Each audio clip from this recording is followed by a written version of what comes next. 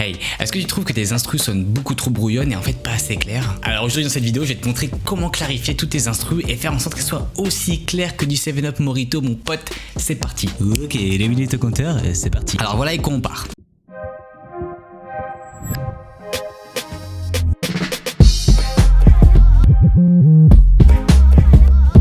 Voilà, donc si vous avez regardé ma dernière vidéo, vous avez vu que c'était la même instru. D'ailleurs, si vous kiffez ce type d'instru, n'hésitez pas à checker mon Insta, les amis. J'en fais plein des trucs comme ça. Alors, la première astuce, elle se trouve pas dans cette vidéo, mais elle se trouve dans l'ancienne vidéo que j'avais faite sur le kick et la basse. Comment faire pour les souder ensemble au lieu qu'ils s'entremêlent. Donc, je vous invite à aller regarder et vous revenez à cette vidéo après.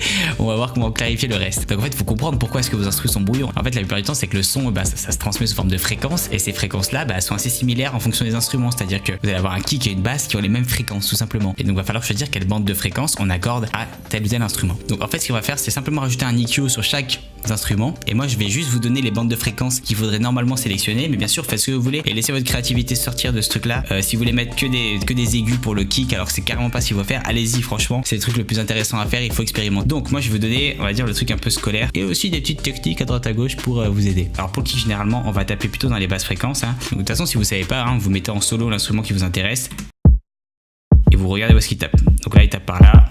Donc on se dit ok il faut à peu près taper par là, c'est un peu ça le raisonnement qu'il faut faire. Alors c'est un travail très subtil, ne faites pas un truc comme ça genre vous boostez comme un chien là parce que sinon ça va complètement saturer. Ça peut être un effet, mais si on veut rester sur un truc un peu subtil là, on va juste booster un petit peu. Déjà j'ai beaucoup boosté là et on va un peu baisser la fréquence ici qui est en fait la fréquence de la basse que vous avez donc retrouvé dans mon ancien tuto. Donc le snare pareil, on va regarder où est-ce qu'il tape.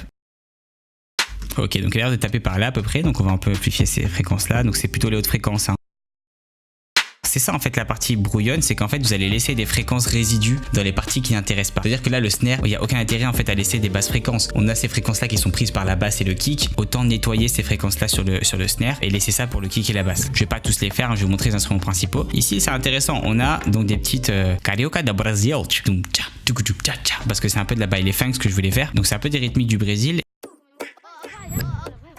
Voilà, on a un peu des basses aussi avec le mec fait toulou. Donc là, vous voyez, c'est un peu plus compliqué. Donc là, c'est un choix assez intéressant qu'on a à faire parce qu'on a aussi des basses fréquences dans cette rythmique là. Et je me dis, est-ce que je laisse les basses fréquences uniquement pour le kick et la basse pour que eux tabassent de ouf, ou est-ce que je mets un peu de rythmique dedans? Je sais pas. Moi, je me dirais plus que la rythmique c'est fait pour les hautes fréquences et j'ai envie que ma basse et mon kick tabassent. Donc, vous savez, la basse qui tabasse, tu connais les bails. Et on va plutôt couper tout ce qui est basse fréquence et augmenter les hautes fréquences ici.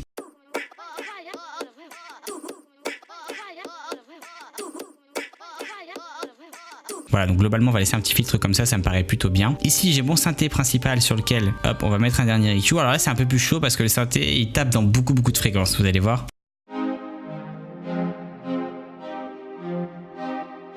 Voilà, donc on a une gamme de fréquences assez grande quand même, on tape donc dans du 100 jusqu'à à peu près 6 kHz. Donc voilà, on a toute cette fréquence là qui est prise, donc c'est simple, on va juste faire une espèce de filtre passe-bande, tac, jusqu'ici, tac. Donc c'est des choix à faire, ça veut dire que mon son va être un peu détérioré ou alors je vais pas avoir toute la gamme de fréquences qui m'intéresse, mais voilà, c'est le seul moyen de clarifier un peu votre son et laisser respirer les autres éléments. En fait le mix de fréquences, vous voyez ça comme simplement comme une pièce. Voilà, tu prends ma chambre là comme ça, voilà, mettons on dit elle fait 10 mètres carrés et c'est comme si t'as 10 mètres carrés et essayes de tout mettre au même endroit, genre t'essayes de tout mettre dans le coin de la chambre, tu vois, genre ici là au niveau de la lampe, cousin ça passera pas, tu vois, tout va être empilé comme ça, c'est pas beau. Donc au lieu de dire ça je dis ok, la lampe je la place ici, le bureau je le place ici, mon autre bail je le passe là-bas, donc tu te crées un peu d'espace dans ta pièce, donc les dynamiques de fréquences sont un peu plus réparties à droite à gauche le long du spectre et à ce moment là tes éléments respirent et c'est propre et t'as de la place pour passer, tu vois ce que je veux dire. Alors ce que vous pouvez faire c'est booster comme un chien un gros pic de fréquence comme ça, vous allez parcourir le spectre de fréquence et écouter, et si une fréquence vous plaît vous la boostez, si une fréquence vous déplaît n'hésitez pas à la baisser. Voilà, donc là je parcours, là il y a un peu de résonance, ça me plaît pas trop.